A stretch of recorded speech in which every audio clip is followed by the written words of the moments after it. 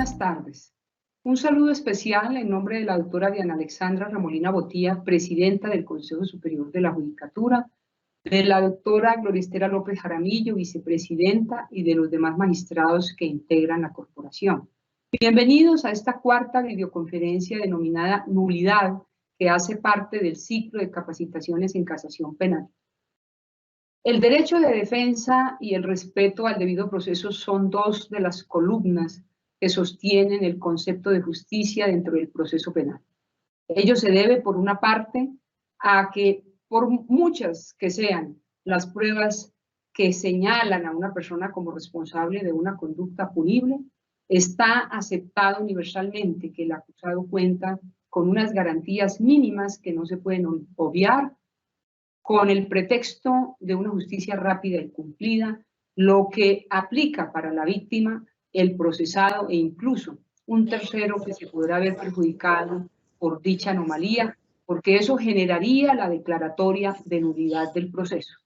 En el día de hoy nuevamente contamos con el privilegio de tener como formador al doctor Hernando Barreto Ardila, abogado de la Universidad Externado de Colombia, especialista y magíster en Derecho Penal y Criminología de la misma universidad, especialista en Derechos Humanos de la Universidad Complutense de Madrid, profesor titular del Departamento de Derecho Penal de la Universidad Externado desde 1991 y magistrado auxiliar de la Sala de Casación Penal de la Honorable Corte Suprema de Justicia desde 1999 y desde luego con una amplísima experticia en el tema de la casación penal.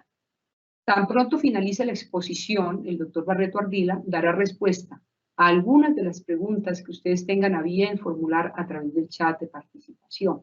Las inquietudes técnicas sobre conexión, registro y evaluación que puedan surgir durante el desarrollo de esta actividad serán atendidas con mucho gusto por nuestros servidores de la Escuela Judicial. Es un gran gusto tenerlo aquí de nuevo, doctor Barreto Ardila, bienvenido. Tiene usted el uso de la palabra. Doctora Marilucero, muchas gracias.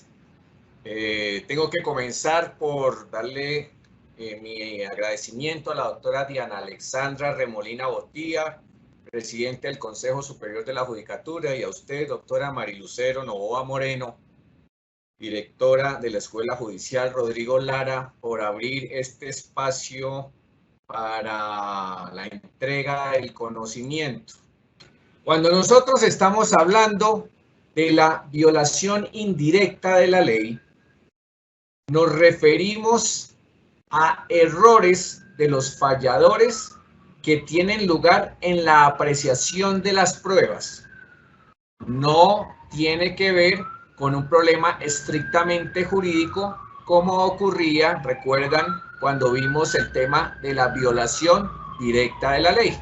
Entonces, básicamente se trata es de cuando decimos violación indirecta de la ley, estamos hablando de una indebida apreciación probatoria que obviamente conduce a que se aplique indebidamente la ley o a que la ley no se aplique.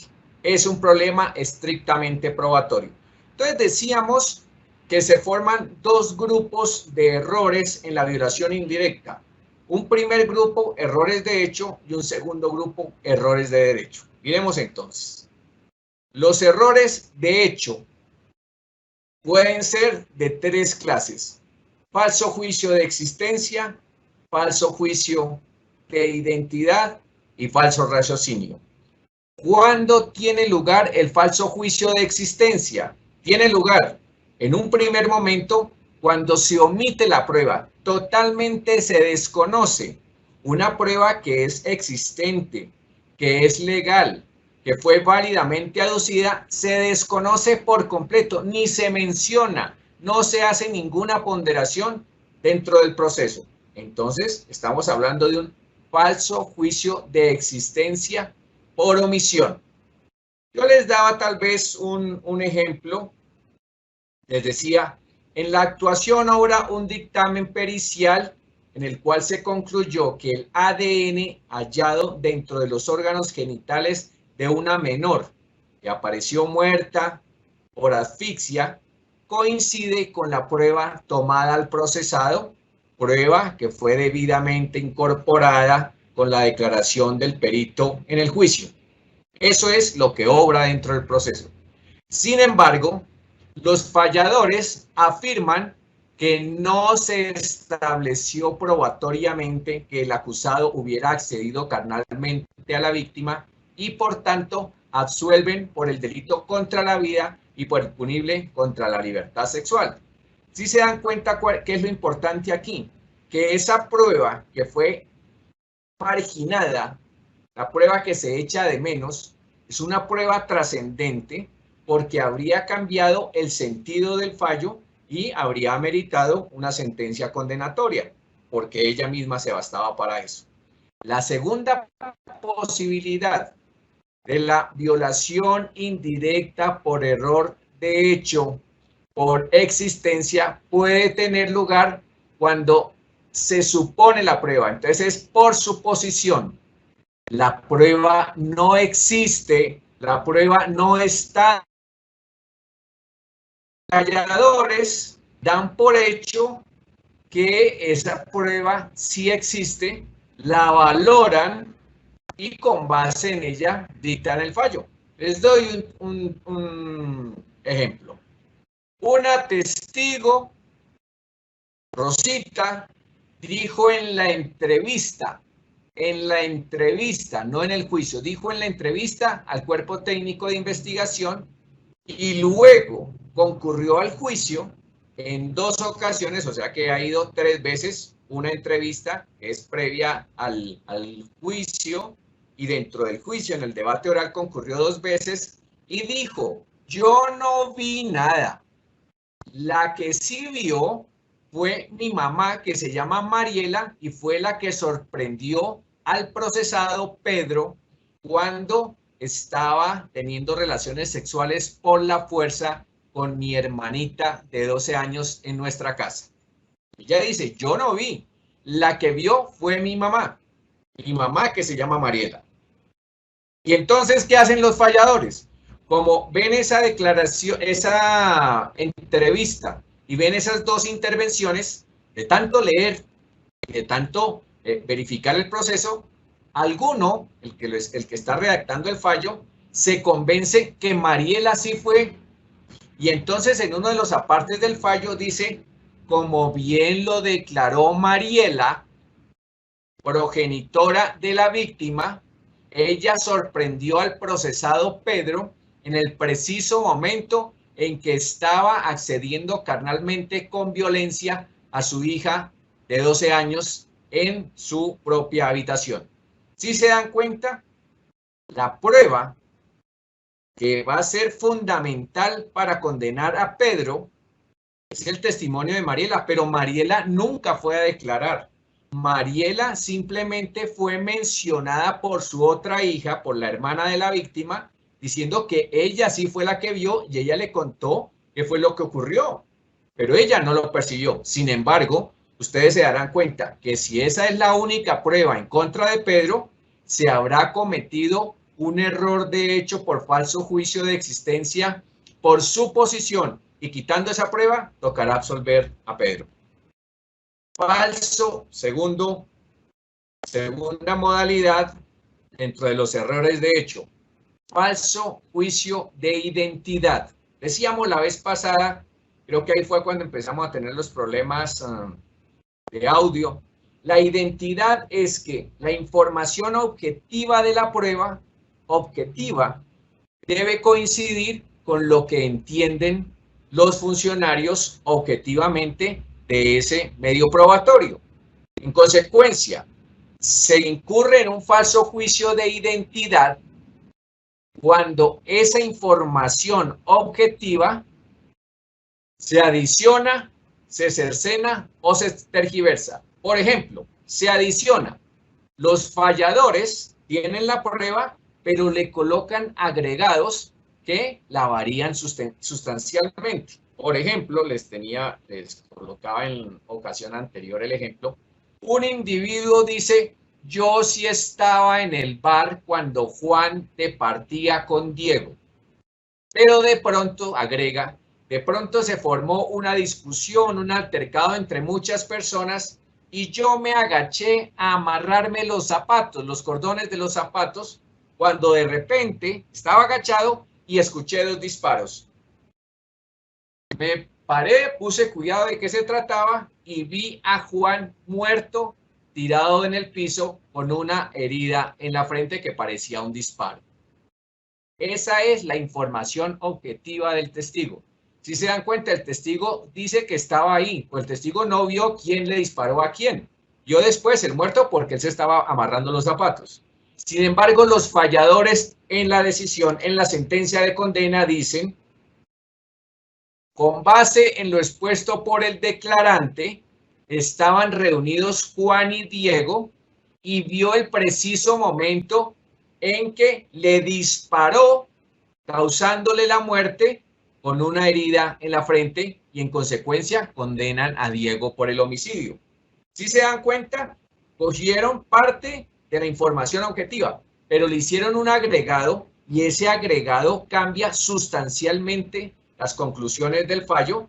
Luego de prosperar, tendría, y no contar con más pruebas, tendría que casarse el fallo para absolver a Diego. Tercera posibilidad del falso juicio de identidad. Perdón, segunda posibilidad, el cercenamiento. La prueba está, pero los falladores la recortan, le quitan a partes importantes que la desnaturalizan. Les doy un ejemplo. Con base en el manual de funciones de una entidad oficial que fue debidamente incorporado al proceso en la fase del juicio mediante una declaración del jefe de personal como testigo de acreditación, se estableció que el manejo de la caja menor, de donde se perdieron 50 millones de pesos, correspondía al director y al subdirector de la sección administrativa de esa entidad, y eran los únicos funcionarios que sabían la clave. Esa es la información objetiva. ¿Qué dicen los falladores? Los falladores dicen: como bien lo declaró el jefe de personal, el único que conocía la clave de la caja menor de la entidad era el subdirector administrativo. De manera que condenan al subdirector administrativo por peculado por apropiación y a su vez absuelven al director. Fíjense que el error en el cercenamiento de la prueba lleva a unas conclusiones equivocadas, porque lo que está claro es que ambos conocían de la clave y en consecuencia no había mérito ni para condenar únicamente al subdirector y tanto menos para absolver al director. Respecto de las pruebas del falso juicio de existencia por cercenamiento, es clásico el caso de Diomedes Díaz. Yo lo adelantaba la vez pasada, no sé si lo habrán alcanzado ustedes a escuchar. Diomedes Díaz, que está en una reunión orgiástica, se definió dentro del proceso, con consumo de licor y consumo de droga, y hay una discusión entre esta señorita Doris Adriana Niño y quien fungía en esa época como la esposa, como la compañera de Diomedes. Hubo una pelea y entonces Diomedes la sujeta por la boca y la nariz y esta señora muere. Eso es lo que todos tuvimos esa información. ¿Qué es lo que ocurrió? En el dictamen pericial, en la necropsia, se dice causa de la muerte, la ingestión de estupefacientes seguida de la oclusión en boca y nariz, que produjo asfixia mecánica. Sin embargo, el tribunal, en segunda instancia, solamente tuvo en cuenta como causa de la muerte la ingesta de estupefacientes y en consecuencia condenó a Diomedes Díaz por el delito de homicidio culposo, porque él tenía unos deberes de salvamento, etcétera, al estar administrando una fuente de peligro. Ustedes lo recuerdan de acuerdo a la teoría de la imputación objetiva. El caso llega a la corte porque lo impugnó la parte civil ¿Qué dijo la Corte? El tribunal recortó, cercenó una parte, un fragmento del dictamen donde decía que había muerto por oclusión de boca y nariz y en consecuencia readecuó el delito y condenó a Diomedes Díaz por el delito de homicidio preterintencional, que como ustedes saben es más grave que el delito culposo. Ahora sí, la tercera modalidad del falso juicio de identidad es la tergiversación.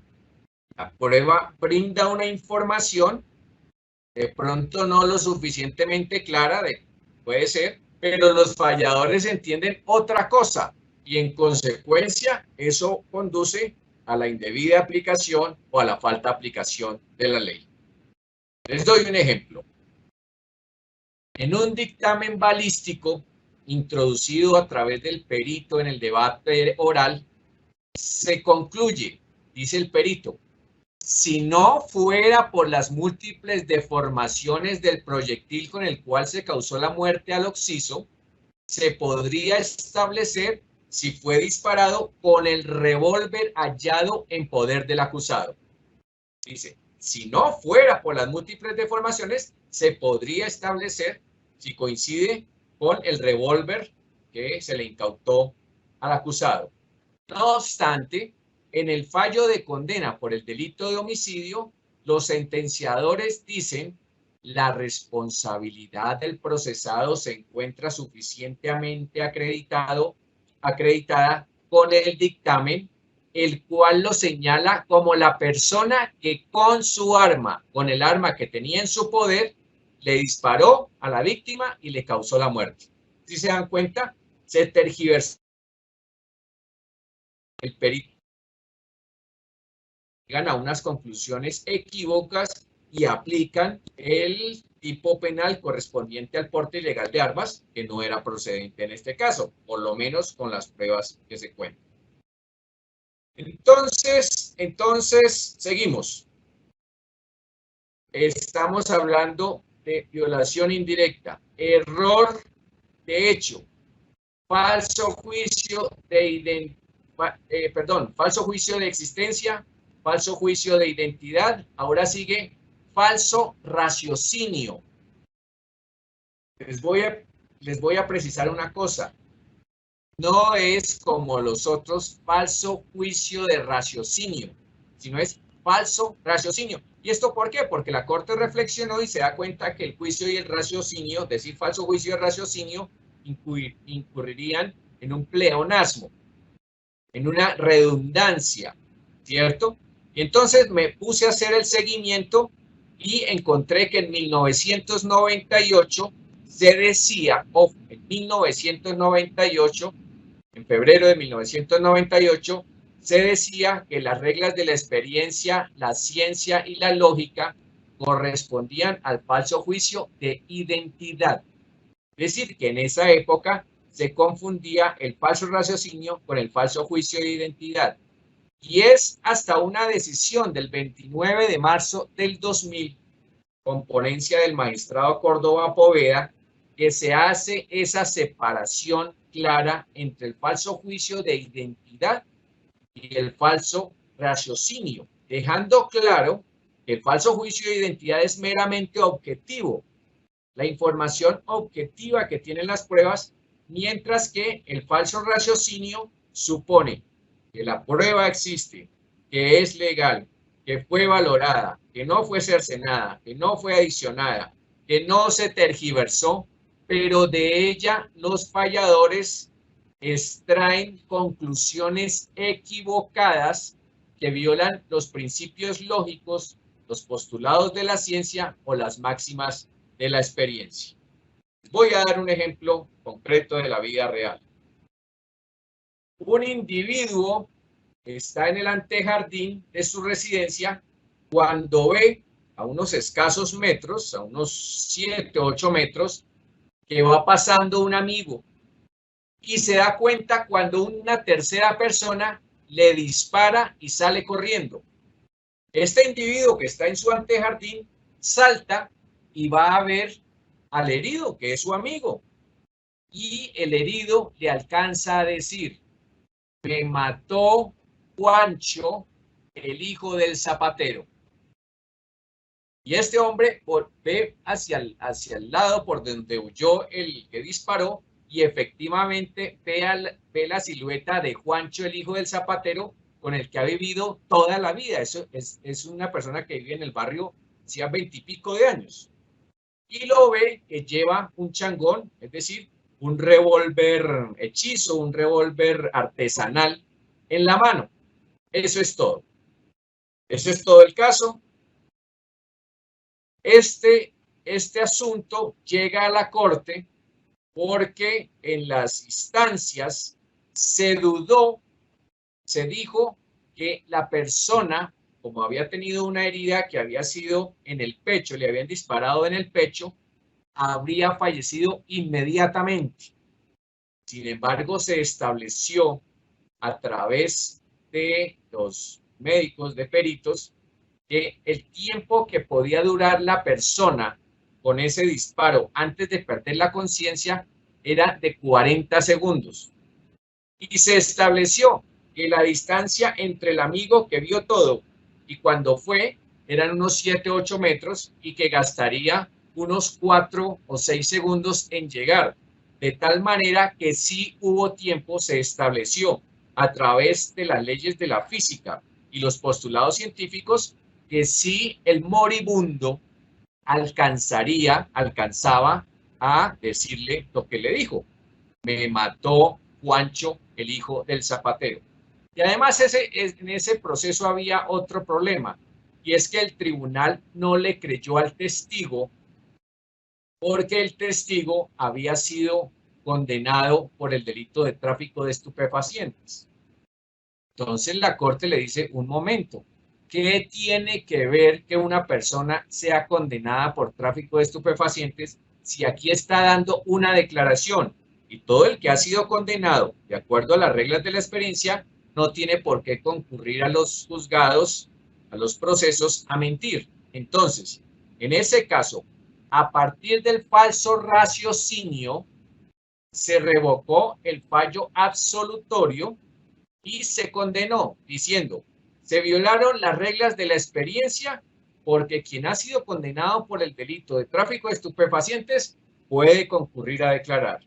Y segundo, se violaron las leyes de la física y los postulados científicos porque, dada la naturaleza de la lesión que sufrió el occiso, alcanzaba, antes de perder el sentido, de perder la conciencia, no de morir, porque podía morir en minuto 30, antes de perder la conciencia, alcanzó a decir lo que dijo, que como ustedes se darán cuenta, no se necesitan mucho tiempo. En el momento en que se dice: me mató Juancho, el hijo del zapatero, se gastan 3 o 4 segundos. Luego entonces se revocó y finalmente se condenó. Muy bien. También puede ocurrir el falso raciocinio por violación de los principios lógicos. Los principios lógicos son el principio de identidad, en virtud del cual algo no puede ser y no ser al tiempo, el principio de no contradicción, el principio del tercero excluido y el principio de razón suficiente. Veamos un ejemplo. En un fallo se afirma que si bien se demostró a través de un registro fílmico y con testigos la presencia del procesado en Cali a la hora en que ocurrió el homicidio imputado materialmente a él, no se descarta que haya cometido tal conducta contra la vida en Bogotá. Pues es evidente que ese planteamiento está violando el principio lógico de identidad que les comentaba, que algo no puede ser y no ser al mismo tiempo. Yo no puedo aceptar que a las 10 de la mañana una persona está en Cali y que a las 10 de la mañana la misma persona, está en Bogotá disparándole a una víctima. El siguiente factor del falso raciocinio, decíamos, son los postulados de la ciencia. Y les doy un ejemplo. En un fallo absolutorio por homicidio culposo, se dice que si la huella de frenada del automóvil sobre el piso fue de 95 metros de un automóvil, puede concluirse que el sindicado transitaba a menos de 60 kilómetros por hora. Es decir, que no violó el deber objetivo. ¿Ustedes se acuerdan que existe una ley, que es la ley de la inercia, la ley física de la inercia? Luego aquí se estaría atentando contra ese postulado científico, pues porque obviamente en una huella de frenado de 95 metros es evidente que la velocidad del vehículo era superior a los 60 kilómetros por hora. Y entonces les voy a recordar este caso, que es un caso supremamente conmovedor, que incluso lo dieron por televisión en estos programas de Séptimo Día o alguna cosa, para ver si se acuerdan. Una joven campesina de 20 años, campesina, además ignorante, no estudiada, quedó embarazada. Nunca quedó claro cómo fue el tema de las relaciones sexuales, pero resultó embarazada.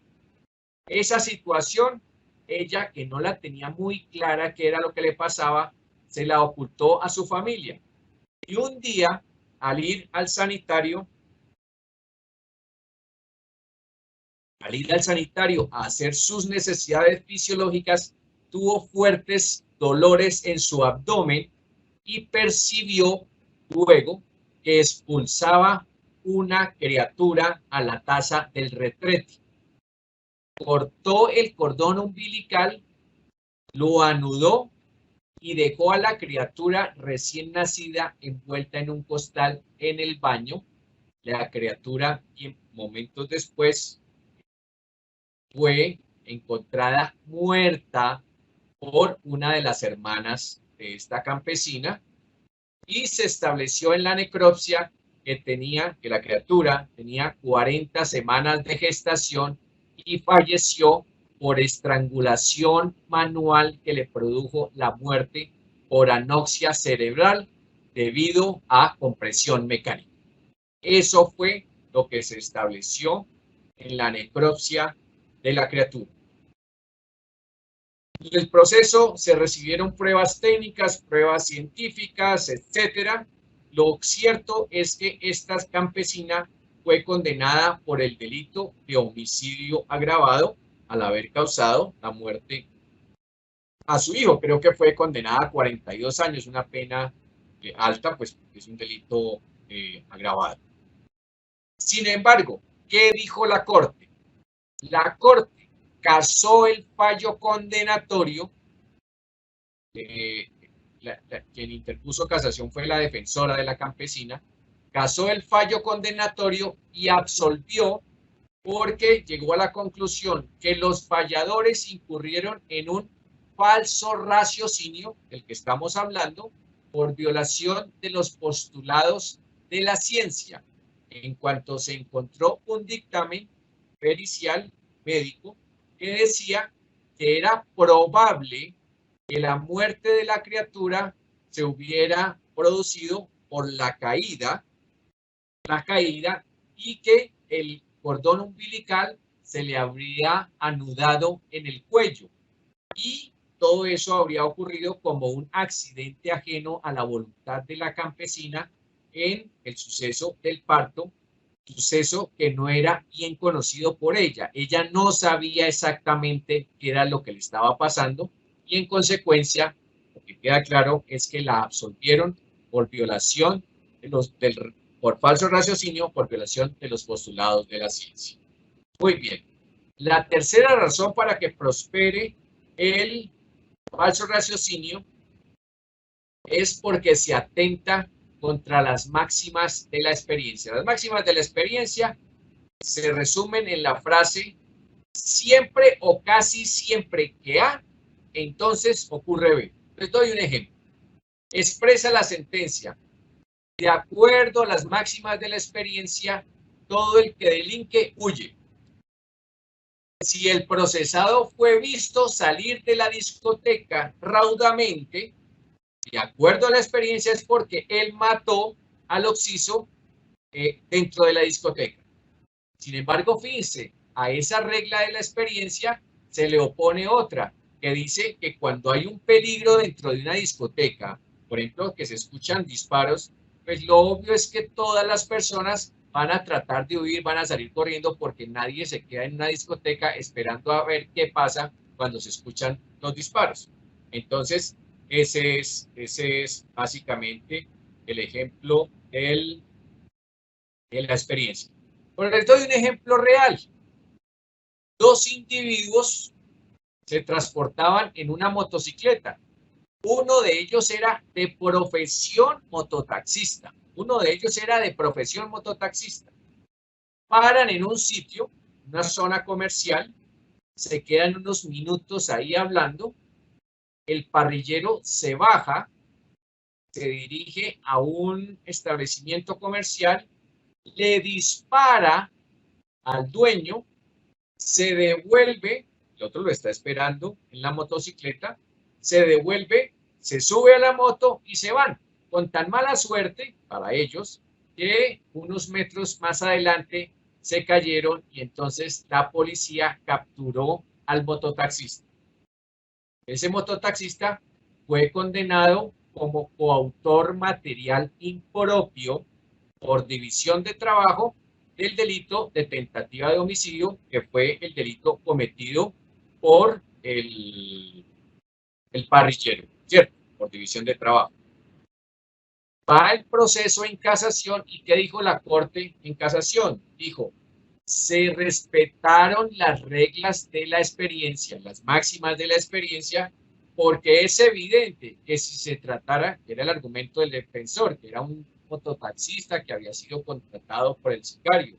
Dijo, es evidente, la Corte, dice la Corte, es evidente que si solamente hubiera sido un mototaxista, pues no se espera a ver qué fue lo que hizo su pasajero, ¿cierto? Y es más, si estuviera esperando lo que hizo el pasajero, de acuerdo a las reglas de la experiencia, se daría cuenta que al disparar, él se va y no se va a poner a esperarlo a ver si se mete en un problema. Y en consecuencia, si paró, lo vio disparar, lo esperó y salieron huyendo, es porque ambos querían cometer ese delito y tenían una división de trabajo. Hasta ahí el falso raciocinio. Veamos entonces los errores de derecho, que son el segundo paquete que decíamos. El primer error de derecho es el falso juicio de convicción. Ese falso juicio de convicción, les comentaba en la reunión pasada, tiene que ver con pruebas tarifadas legalmente. Y en Colombia no hay pruebas tarifadas legalmente, salvo un ejemplo residual que en el artículo 437 en el 437, en concordancia con el 381 de la ley 906 de 2004, se dice que no se puede condenar a una persona exclusivamente con pruebas de referencia. Ustedes saben que las pruebas de referencia son aquellas pruebas que fueron practicadas fuera del juicio y que se incorporan a través de otros medios dentro del debate oral a pedido de alguna de las partes, a instancia de alguna de las partes.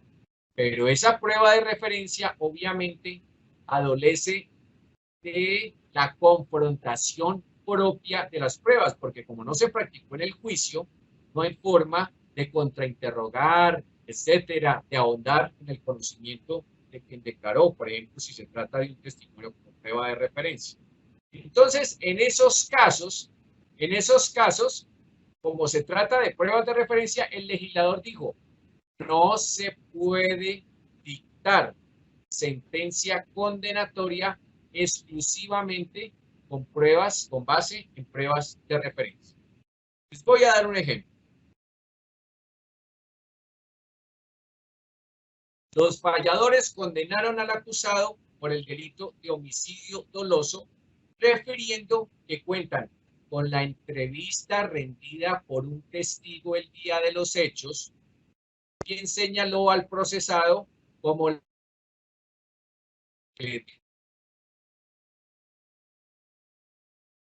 muerte, pero lo cierto es que ese testigo no compareció al juicio porque no fue posible ubicarlo en la medida que huyó de la zona y se tiene conocimiento que fue amenazado.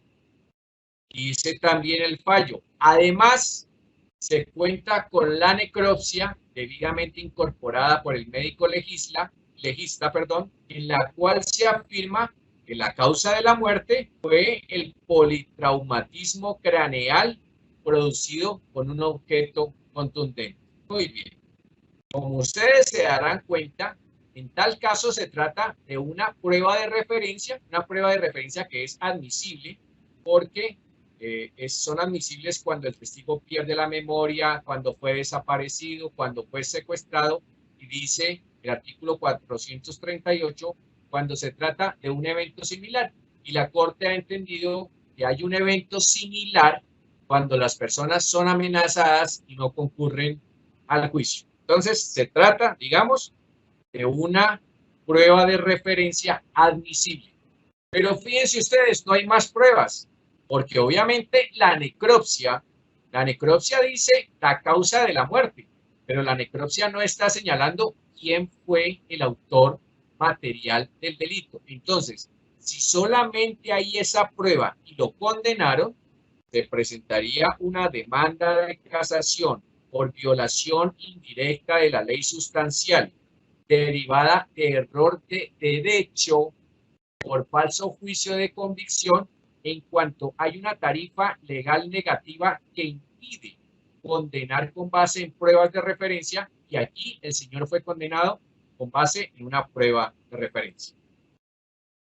El segundo juicio que tiene que ver con el error de derecho es el falso juicio de legalidad. El falso juicio de legalidad puede ocurrir cuando los falladores le dan valor probatorio a una prueba ilegal o cuando marginan una prueba que es legal aduciendo que es ilegal. Ustedes saben que en el derecho se distingue entre la prueba ilícita y la prueba ilegal. La prueba ilícita es aquella que se obtiene con violación de los derechos fundamentales, por ejemplo, con una tortura, ¿cierto? Se obtiene una declaración de una persona que acepta una responsabilidad y eso se hizo a través de una tortura, de un constreñimiento ilegal, de una violación flagrante con amenazas, etc. Esa prueba siempre es nula. Siempre es nula, es una violación del debido proceso y entonces siempre se tendrá por nula y es ineficaz. Al lado de esta están las pruebas ilegales. ¿Cuáles son esas pruebas ilegales?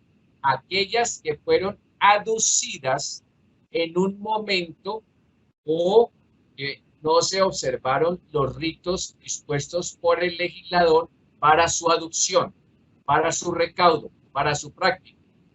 Entonces, en esos casos de la prueba ilegal o irregular, tiene que establecerse cuáles son las consecuencias que van a degenerar. Entonces, les voy a dar un caso de prueba ilegal apreciada. Supónganse ustedes que al impugnar el fallo de primera instancia, el defensor anexa, junto con su impugnación, anexa una declaración de una persona rendida en una notaría, rendida bajo juramento, donde da detalles precisos sobre cómo fue que el procesado le causó lesiones a la víctima.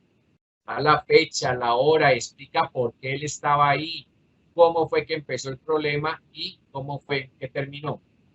Con base en esa declaración extraproceso que fue practicada en una notaría, el tribunal dice, ya no tengo dudas que el procesado fue el que cometió el delito. Si se dan cuenta, esa prueba que fue fundamental para condenar al procesado es una prueba ilegal. Y es una prueba ilegal no porque se haya producido de manera irregular, sino porque fue aducida al proceso en un momento que no correspondía. porque ya se había proferido el fallo de primera instancia y en el interín, entre el fallo de primera instancia y el de segunda, no se pueden aportar pruebas. Esa prueba es ilegal y como varió las conclusiones del fallo, se habría cometido una violación indirecta de la ley sustancial que afecta necesariamente las conclusiones del fallo y entonces, marginando esa prueba, tendría que reconocerse la aplicación del principio indubio pro reo, que eran las dudas que tenía el tribunal. Muy bien. Les voy a dar un ejemplo de un caso real de falso juicio de legalidad por prueba ilegal, similar al que les estaba comentando, caso real de la Corte. Una mujer denunció que en una fiesta se encontró con su expareja sentimental. En medio de la ingesta de licor, él la invitó a su apartamento, fueron al apartamento y él la accedió carnalmente mediante violencia. Este hombre se quedó dormido, dice ella se paró y se fue a un CAI donde formuló la denuncia por acceso carnal violento. También fue a medicina legal, donde le hizo el relato a un médico legal de todo lo que le ocurrió y efectivamente el médico da cuenta de que tiene las escoriaciones, quimosis, etcétera, en su cuerpo. Los falladores condenaron al individuo con base en la anamnesis que hizo la mujer al médico legal, con base en su denuncia, porque esta mujer nunca fue al proceso, nunca fue al juicio, nunca declaró, es decir, que privó al procesado de su derecho a la contradicción. Eso fue lo que pasó. Entonces, como esta persona fue condenada por el tribunal, el defensor impugna y el caso llega a la Corte. ¿Qué dice la Corte? Es evidente que la denuncia, la anamnesis que hizo la mujer, la declaración del médico legal, la declaración de la funcionaria que le recitó la denuncia, no son suficientes para condenar. Además, son pruebas ilegales en cuanto no obraron, no fueron practicadas en el marco del debate oral. Entonces, no se trata de que sean pruebas de referencia, sino se trata de que son pruebas ilegales en cuanto soportaron un fallo sin haber sido practicadas dentro del debate oral, que es la oportunidad para practicarlas. Eso en lo que atañe a la violación indirecta. En consecuencia, podemos establecer unas conclusiones y terminaríamos la reunión de hace 8 días. Podríamos decir, en la violación indirecta de la ley sustancial puede arribarse a la falta de aplicación o aplicación indebida de una norma producto de la indebida apreciación de las pruebas. Puede tratarse de errores de hecho por falso juicio de existencia por omisión o suposición de pruebas, falso juicio de identidad por adición, cercenamiento o tergiversación de las pruebas, o falso raciocinio derivado del quebranto de las reglas de la sana crítica, esto es, los principios de la lógica, los postulados de la ciencia y las máximas de la experiencia. O bien, puede tratarse de errores de derecho que corresponden al falso juicio de convicción respecto de pruebas tarifadas por el legislador, las cuales no existen en Colombia, a excepción de la tarifa legal negativa de no poder condenar con base en pruebas de referencia, o falso juicio de legalidad por apreciación de una prueba ilegal o por marginar por ilegal una prueba que en verdad es legal. Hasta ahí hacemos las paces respecto de la reunión pasada. Entonces, entremos en un segundo. Entonces, tenemos ahora sí lo que está programado para esta reunión. Causal segunda de casación. Causal segunda de casación fundamentalmente habla del principio de la procedencia de la invalidación de la nulidad del proceso en cuanto pretende asegurar la legitimidad y validez del trámite. Entonces, veamos inicialmente cuáles son los principios de la declaratoria de la nulidad. ¿Esto qué quiere decir? Que para declarar una nulidad se tienen que respetar estos principios que están reconocidos en el mismo ordenamiento. Entonces, comencemos. El primero, principio de taxatividad. ¿Qué quiere decir este principio? Ya no existen, ustedes se acuerdan, en los años finales de los 80 y comienzos de los 90, habían las llamadas nulidades constitucionales que afectaban la Constitución, etcétera. Eso hizo bastante carrera y se caían los procesos por nulidades constitucionales. Hoy no existen las nulidades constitucionales. Hoy las nulidades tienen unas causales específicas que son la nulidad derivada de la prueba ilícita y su cláusula de exclusión, la nulidad por incompetencia del juez y la nulidad por violación de garantías fundamentales, básicamente del derecho a la defensa y del debido proceso con carácter trascendente. Es decir, reitero, no hay nulidades constitucionales. El que quiera acudir a la causal segunda de casación tiene que verificar dentro de las variantes que están en el artículo 458 Código de Procedimiento Penal de la Ley 906 de 2004 por qué camino acudir, pero no en el término genérico global de nulidades constitucionales. Muy bien. Ahora, aunque en el artículo 29 de la Constitución se dice que el derecho de defensa hace parte del derecho al debido proceso, en materia de casación, uno es el debido proceso, que tiene que ver con la estructura del trámite, y otra cosa es el derecho de defensa, que tiene que ver con la asistencia letrada al procesado y con su posibilidad material de defenderse. Segundo principio es el principio de protección. ¿Esto qué quiere decir? El sujeto procesal que haya dado lugar al motivo de anulación, está pretendiendo, no puede plantearlo en su beneficio. Es un planteamiento general, básico. Nadie puede alegar su propia culpa. ¿Cierto? Es un viejo aforismo. Nadie puede alegar su propia culpa o sacar provecho de su propia culpa.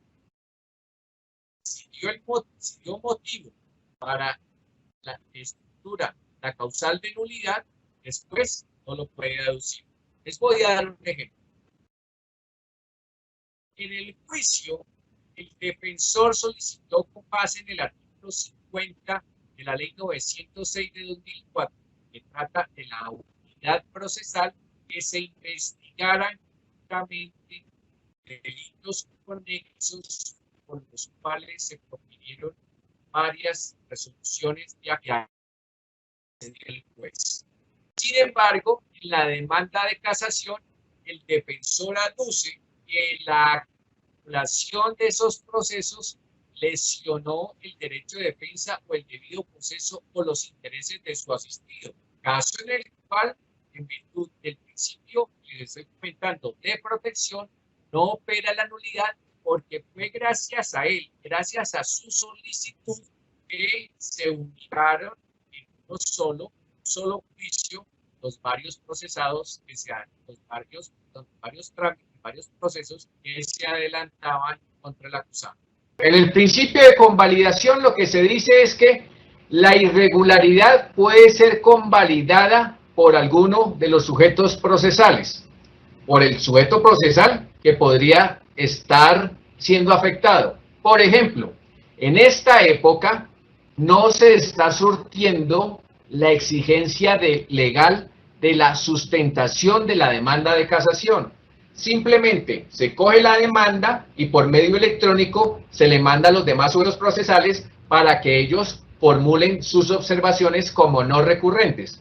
Si en el futuro un no recurrente dijera que eso es una causal de nulidad de la diligencia del trámite de la casación, le diríamos que él la convalidó porque efectivamente por escrito, a través de vía digital del correo electrónico, se pronunció, luego no hay lugar a la nulidad. El siguiente principio, repito, es el principio de trascendencia, que es posiblemente el más importante.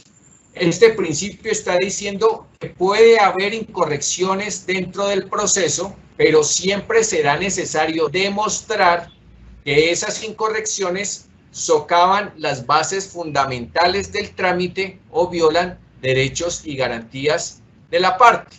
Entonces, siempre será necesario verificar que se establezca el principio de trascendencia. Les doy un ejemplo.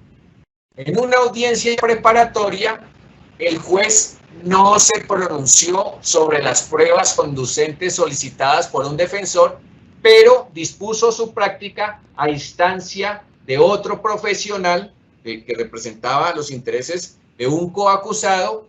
Las pruebas se decretaron y se practicaron el juicio.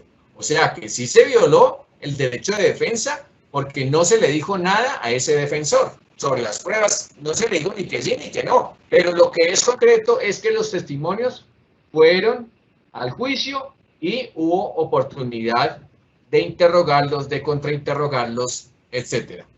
El siguiente principio es el principio de residualidad. ¿Qué quiere decir esto? Que se tiene que demostrar que la única forma en que es viable decretar la nulidad es cuando no hay ningún otro mecanismo para arreglar el problema. Supónganse una persona, la incorrección, supónganse una persona que fue acusada como autora, pero autora del delito de peculado por apropiación, por ejemplo, pero el tribunal se da cuenta que realmente no fue autora, sino determinadora del mismo peculado por apropiación. ¿Qué ha dicho la Corte? No vamos a decretar la nulidad desde la acusación para repetir exactamente igual todo el juicio, sino simplemente lo condenamos como determinador. En consecuencia, en casación no se va a decretar la nulidad del juicio, sino simplemente el señor va a ser condenado como determinador. No hay ningún inconveniente. El siguiente principio es el principio de instrumentalidad de las formas. El principio de instrumentalidad dice que no procede la nulidad cuando el acto tachado de irregular ha cumplido el propósito.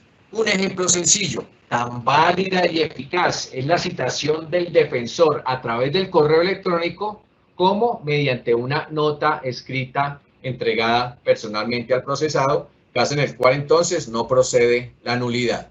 Y el siguiente principio es el principio de acreditación. Ese principio lo que está diciendo es que quien propone la nulidad en casación tiene la obligación de acreditarla.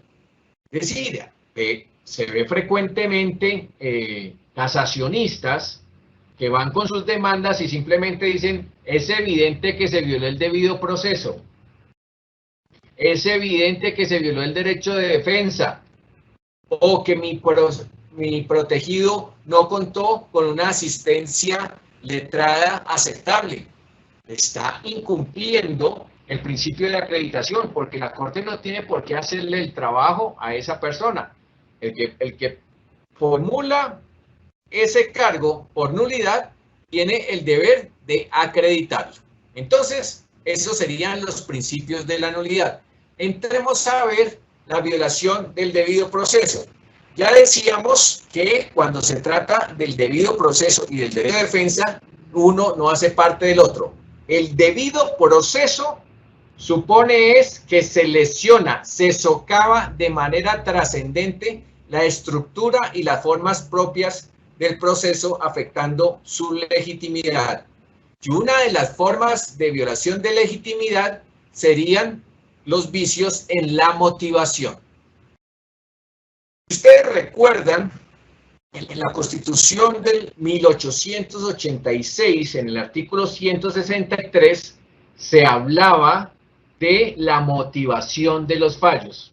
Esa norma no fue reproducida en la Constitución del 91, pero es indudable que la motivación constituye una garantía contra la arbitrariedad y el despotismo de los funcionarios y da certeza y seguridad jurídica para efectos de realizar la impugnación de las providencias. Si yo sé qué se dijo, si se motivó, sé cómo lo puedo atacar.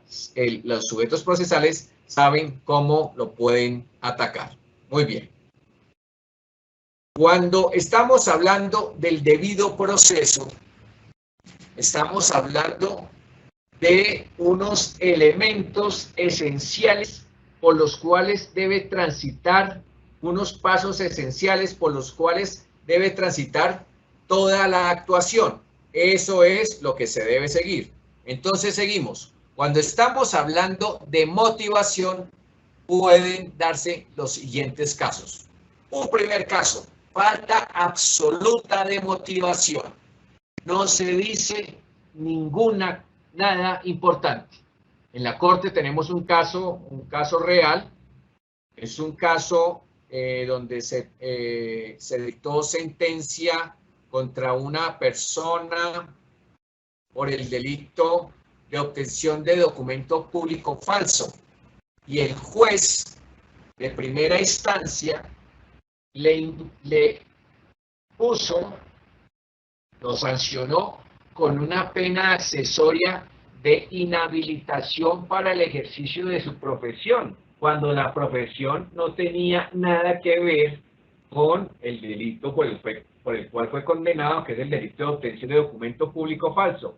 Obviamente, ¿qué dijo la Corte? La Corte dijo, de acuerdo al artículo 59 del Código Penal, la sentencia debe contener una motivación sobre la determinación cuantitativa y cualitativa de la pena.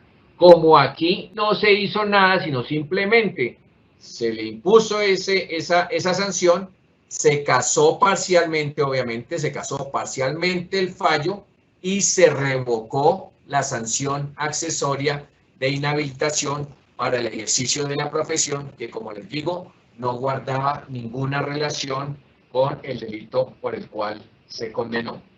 Y hay otro caso, debe haber muchos, pero de los que les traigo a ustedes.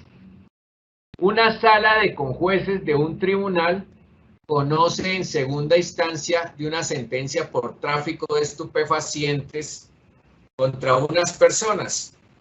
¿Qué hizo esa sala de conjueces? Copió los hechos, hizo un resumen de la actuación procesal, transcribió la parte resolutiva del fallo de primera instancia, sintetizó en 4 o 5 renglones la apelación, que era una apelación extensa, y en las consideraciones, de manera lacónica, dijo: la decisión atacada es seria y estudiosa, está soportada en pruebas legales, a partir de lo cual se concluye que la conducta es típica y la Fiscalía siempre procedió adecuadamente, y entonces confirmo la sentencia de primera instancia. Pues como ustedes se darán cuenta, es una absoluta falta de motivación. El caso llega a la Corte y la Corte, ¿qué resuelve? Digo, sí señor, aquí hay absoluta falta de motivación, pero no vamos a anular el proceso, ni vamos a anular, ni vamos a absolver a los procesados. Lo que toca es anular el fallo de segundo grado y devolverlo al tribunal para que ya unos conjueces, o si ya llegaron otros magistrados, dicten el fallo de segunda instancia en debida forma. Un segundo vicio de motivación es la motivación ambivalente.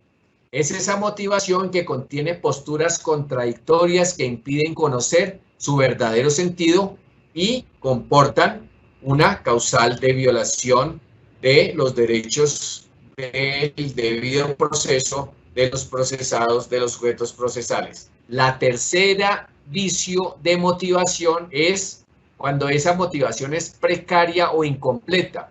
Es decir, cuando los motivos que se exponen no alcanzan a ser sólidos ni claros como fundamento del fallo, caso en el cual ese vicio también se puede plantear al amparo de la causal segunda de casación. Y viene la última, el último error de motivación, que es la motivación sofística o aparente, que es cuando se desconoce la información objetiva de las pruebas y entonces se llega a unas conclusiones diversas. Pero fíjense ustedes que tal como lo hemos visto y lo vimos en esta misma sesión, la motivación sofística o aparente no es otra cosa que errores en la apreciación de las pruebas.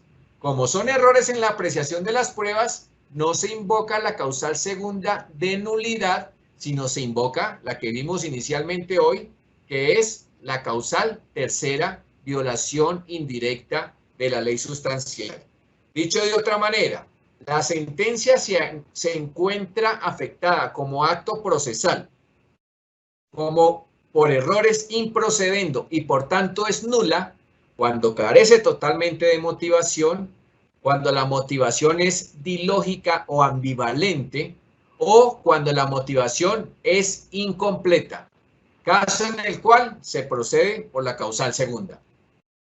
De otra manera, cuando la motivación es sofística, falsa o aparente, se conforma una falencia del fallo como decisión, de manera que se trata de un error injudicando, un error de juicio, cuya impugnación en sede extraordinaria en casación debe formularse al amparo de la causal tercera de casación, esto es, por violación indirecta de la ley sustancial. Muy bien. Seguimos entonces. Vicios en la congruencia entre acusación y fallo. La violación de la congruencia entre acusación y fallo estaba regulada como una causal segunda de casación en la ley 600 de 2000. Hoy en día se ha establecido, se quitó autónomamente y aparece como una violación del debido proceso por decantación, por desarrollo jurisprudencial. La congruencia como garantía y postulado estructural del proceso supone congruencia en el aspecto personal, en el aspecto fáctico y en el aspecto jurídico. Aspecto personal, ¿qué?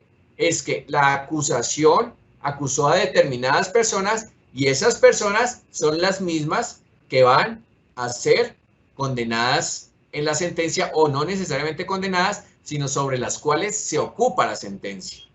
El segundo, la identidad en el aspecto fáctico quiere decir que los hechos, el núcleo fáctico que se definió en la acusación es el mismo que se va a tener en cuenta, ese núcleo fáctico, en el fallo. Y el tercero, que tiene que ver con la correspondencia entre la calificación jurídica dada en la acusación y la calificación jurídica que se adopta en el fallo. Este último elemento de la calificación jurídica es relativo porque la sala viene admitiendo desde más o menos desde 2007 que es posible variar la congruencia jurídica. En estos casos, siempre y cuando se trate de un tratamiento más benévolo, más suave respecto del procesado. En consecuencia, la Corte ha dicho que se quebranta por acción o por omisión el principio de congruencia cuando se condena por hechos distintos a los contemplados en la audiencia de acusación. Cuando se condena por un delito no mencionado en la audiencia de acusación, que es diferente. Tercero, cuando se condena por el delito atribuido en la audiencia de formulación de acusación, pero se deduce una circunstancia genérica o específica de mayor punibilidad. Entonces, se acepta, por ejemplo, el homicidio, pero se condena por homicidio agravado. Pues es evidente que se está haciendo más gravosa la situación del procesado y se está violando el principio de congruencia. Y cuarto, cuando se suprime en el fallo una circunstancia genérica o específica de menor punibilidad que había sido reconocida en la audiencia de formulación de acusación. Como les decía, a partir más o menos de 2007, la Sala ha venido reconociendo que es procedente que se varíe esa imputación jurídica siempre y cuando se trate de manera más benévola al proceso. Y voy a dar un caso real. Un hombre invitó a una niña de 13 años a ingresar a su establecimiento de comercio, en donde procedió por la fuerza a besarla y tocarle su vagina, metiendo la mano dentro del pantalón durante aproximadamente 5 minutos. Este hombre fue imputado, acusado y condenado en primera instancia, óigase bien, como autor del delito de acto sexual violento. Pero el tribunal lo condenó como autor de actos sexuales con menor de 14 años. El caso llega a la corte ¿qué dice?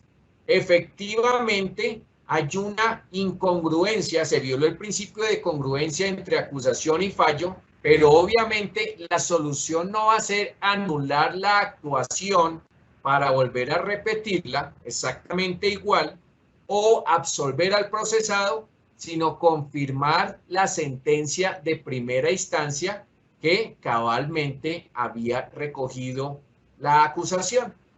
Eso fue lo que se hizo. Les voy a dar otro caso real de la Corte. Un individuo se sustrajo a cumplir la obligación alimentaria establecida en una defensoría de familia en favor de sus 2 hijos.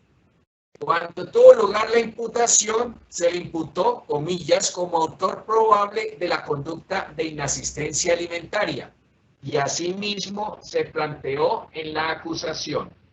Ya en el juicio, la Fiscalía indicó se procede por el delito de inasistencia alimentaria, el cual se demostró con las estipulaciones probatorias y los testigos traídos a juicio, etcétera, y realizó el mismo planteamiento en los alegatos finales del debate oral.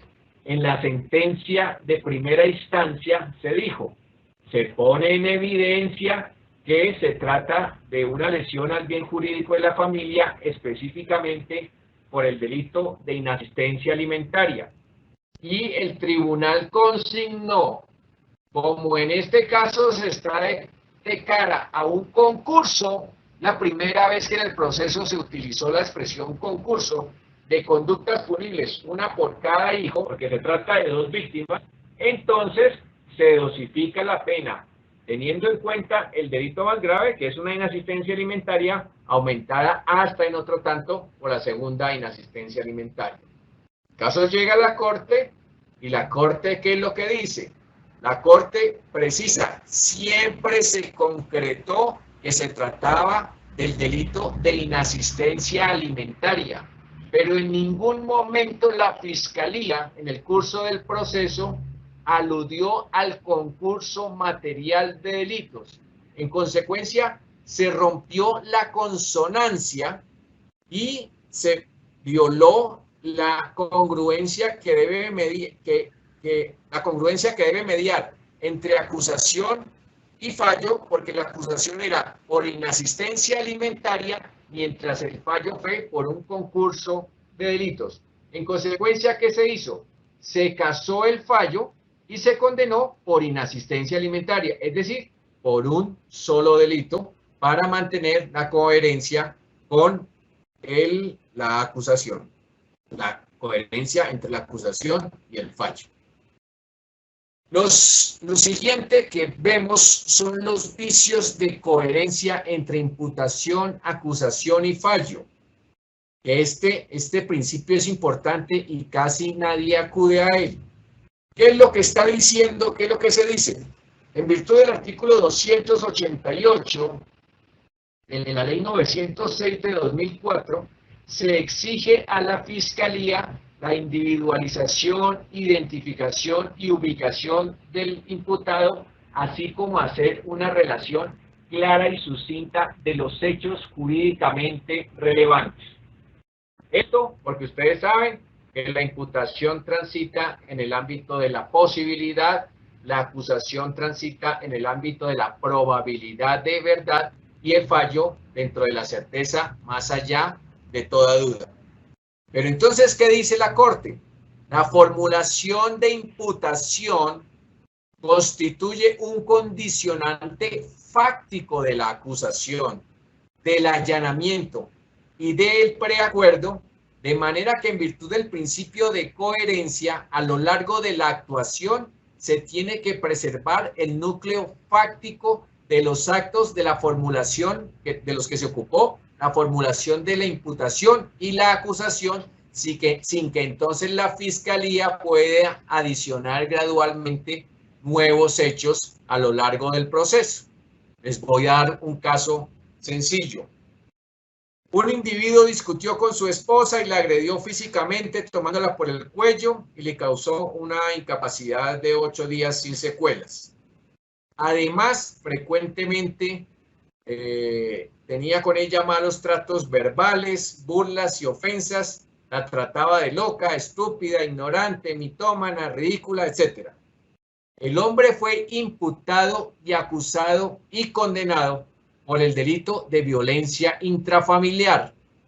Pero en el fallo del tribunal se dijo que además de la violencia física que ejerció sobre su esposa, ejerció una violencia económica en cuanto no sufragó los gastos que tradicionalmente tenía su cónyuge respecto del apartamento donde residían, como fue la costumbre a lo largo de todo el matrimonio, máxime si la víctima siempre fue una persona muy dependiente de su cónyuge.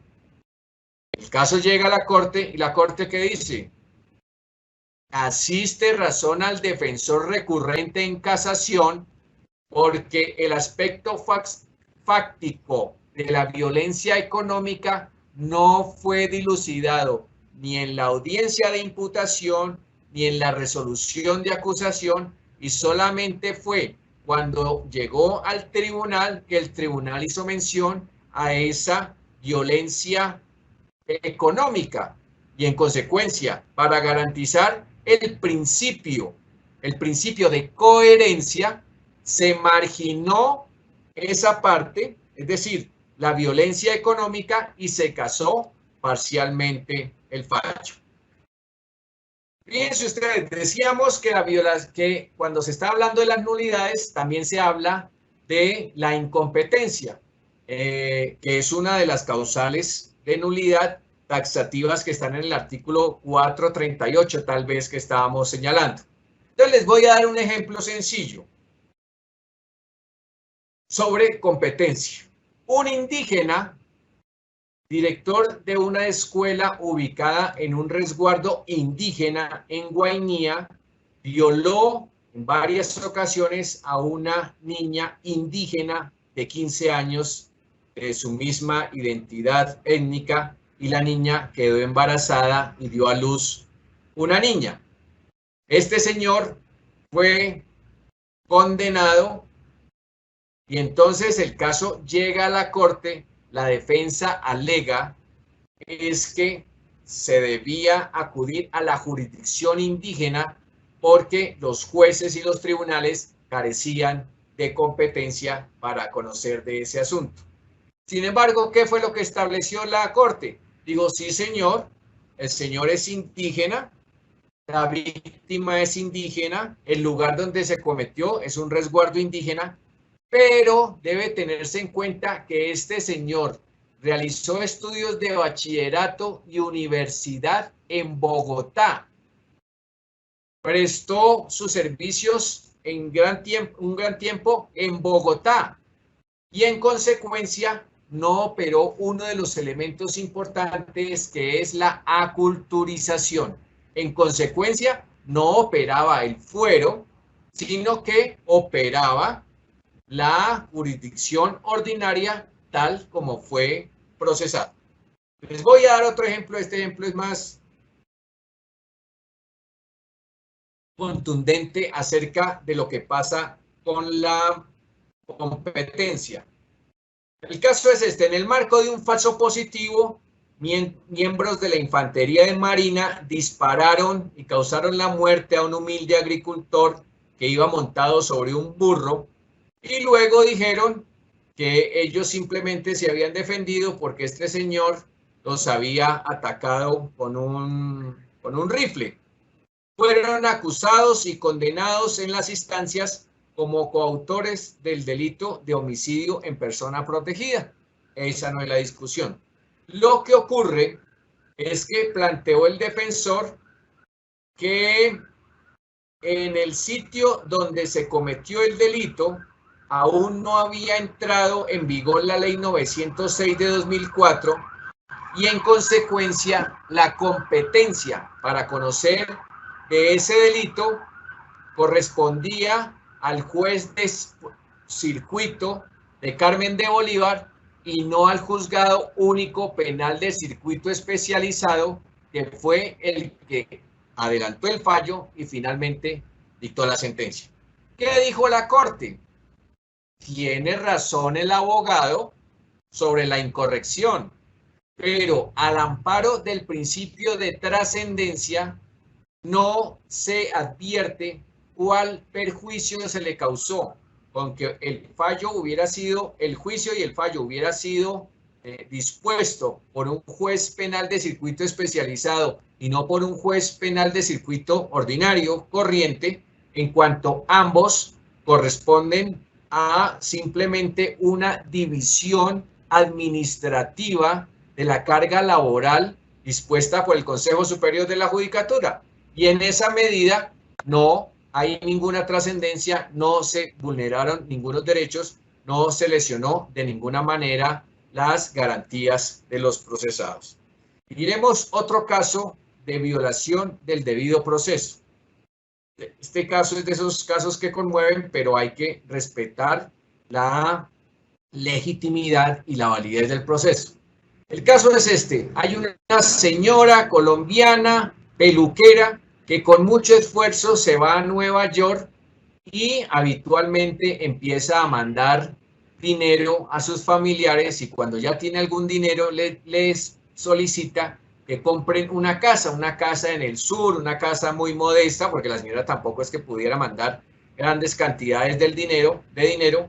Después de mucho tiempo, la señora viene y los familiares compraron la casa, pero la compraron a nombre de ellos y le dijeron que no le respondían por la plata que habían recibido. La señora va y le comenta eso a un abogado, y el abogado va y él mismo, a nombre propio, formula la denuncia por el delito de abuso de confianza. Estos familiares de la señora fueron imputados, acusados y condenados por el delito de abuso de confianza. Pero ¿qué ocurre? Se dictó el fallo de primera y segunda instancia, y en segunda instancia un abogado interpone recurso de casación diciendo que ese delito es un delito querellable. Y efectivamente se trataba de un delito querellable. Como era un delito querellable, el abogado no podía presentar la denuncia, porque además nunca contó con un poder para ello, sino simplemente la presentó como un ciudadano. ¿Qué tocó hacer? Casar el fallo por ilegitimidad del querellante, que es el numeral primero del artículo 332 de la ley 906 de 2004. En estos últimos 5 minutos me voy a detener en la violación del derecho de defensa. Ustedes saben que el derecho de defensa fundamentalmente tiene el carácter de la asistencia técnica letrada y la defensa material que ejerce el mismo procesado. Esa defensa material es irrenunciable y puede ser asumida por el abogado de confianza, puede ser asumida por un defensor público o por un abogado de oficio. Ese derecho de defensa es intangible, es material, es real, es permanente, y podríamos sintetizar que se viola el derecho de defensa, entre otros supuestos, en los siguientes: cuando hay un abandono del encargo profesional, cuando el abogado dejó de solicitar pruebas trascendentes que hubieran tenido injerencia en el sentido del fallo, cuando el defensor no interpuso recursos que eran evidentes en beneficio del procesado, cuando el abogado actuó con torpeza, perjudicando a su asistido, y cuando no se respondió a los planteamientos del procesado por parte de los funcionarios judiciales. Les voy a dar un caso y con esto vamos terminando. Unos agentes de la policía solicitaron un registro a 2 individuos que estaban en una motocicleta, quienes emprendieron la huida. Los policías vieron cuando uno de los perseguidos, sin establecer cuál, arrojó un arma de fuego a la vía. Más adelante los capturaron, pues no tenían salvoconducto del revólver lanzado que fue recogido por las autoridades. La Fiscalía les imputó la comisión del delito de transporte de arma de fuego de defensa personal en calidad de coautores, agravado por obrar en coparticipación criminal y utilizar un medio motorizado. Uno de ellos preacordó con la Fiscalía y la actuación siguió respecto del otro, el cual fue condenado a 18 años de prisión. El caso llega a la Corte. La Corte consideró que quien asistió, el defensor, que asistió a esta persona, no solamente desconocía el trámite propio del sistema acusatorio, sino que tampoco tenía conocimiento de cómo adelantar una cabal defensa en situaciones como las que determinaron la acusación de su representado, pues para acreditar su inocencia solicitó testigos sobre su buena conducta anterior. Además, no cuestionó que en el fallo se le agravara la pena por la utilización de medios motorizados, de acuerdo a jurisprudencia de la Corte. No propuso escuchar al otro procesado para saber quién era el que portaba el revólver, y tampoco se metió a discutir el tema de la coautoría, de cuál era la responsabilidad. En consecuencia, podemos establecer las siguientes conclusiones sobre la causal segunda. La declaratoria de nulidad se rige por determinados principios según los cuales, más allá de las incorrecciones, es necesario acreditar que la incompetencia, la nulidad de las pruebas o la violación del derecho de defensa o el debido proceso comportó afrenta efectiva a los derechos de las partes o intervinientes, de manera que amerite que dé lugar a rehacer la actuación para dotarla de validez y legitimidad, o bien que la afectación de la competencia tuvo incidencia en la suerte del recurrente en casación. Vamos entonces ahora, tal como lo habíamos anunciado, con las preguntas que pueda haber sobre este tema. No sé si me están escuchando allí. Perfecto. Sí, perfecto, doctor. Perfecto, doctor Barreto. Muchísimas gracias, apreciado doctor Barreto. Vamos al espacio de las preguntas y la primera es, tratándose de la motivación sofística, ¿cómo escoger si se acude a la nulidad establecida en la causal segunda o a la violación indirecta dispuesta en la causal tercera? Ok, entonces decimos, la motivación sofística realmente corresponde a un vicio de motivación, pero es un vicio de motivación derivado de recortar, de cercenar, de adicionar la información objetiva de las pruebas.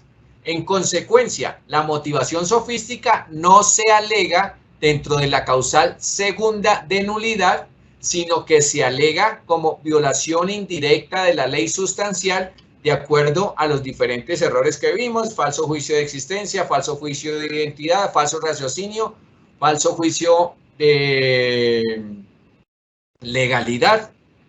Esos serían los errores que se pueden debatir en la motivación sofística. Reitero, la motivación sofística no se plantea por la causal segunda de casación. Y el otro, el falso juicio de convicción, que se me olvidaba.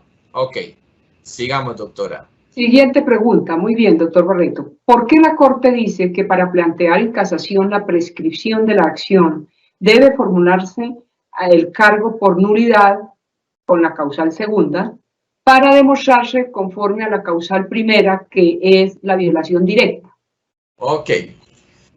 El tema es este. Cuando se alega la prescripción de la acción, quiere decir que llegada la fecha en que se cumple el término prescriptivo, de ahí en adelante el Estado no puede ejercer el ius puniendi.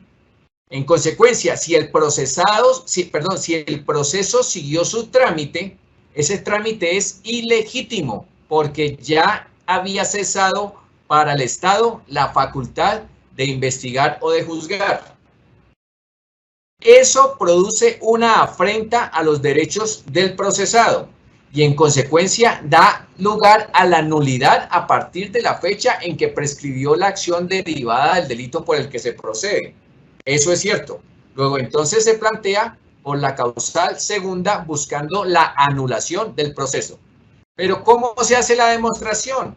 La demostración no se hace a través de pruebas, de crítica probatoria, de violación indirecta, sino que la demostración de la violación del término prescriptivo se hace conforme a la violación directa, porque el tema es estrictamente normativo. Entonces, se cita, por ejemplo, un delito, el delito de peculado por apropiación, se establece cuál es la pena, cuáles son los términos dispuestos en el artículo 83 del Código Penal para establecer esa prescripción, y a partir de eso es que se hace la demostración. Entonces queda claro, como lo dice la Corte, cuando se alega la prescripción de la acción, se formula por causal segunda buscando la nulidad, pero se demuestra al amparo de los principios de la causal primera, que es la violación directa de la ley sustancial, porque aquí no se trata de un problema probatorio, de errores de apreciación sobre los elementos de convicción,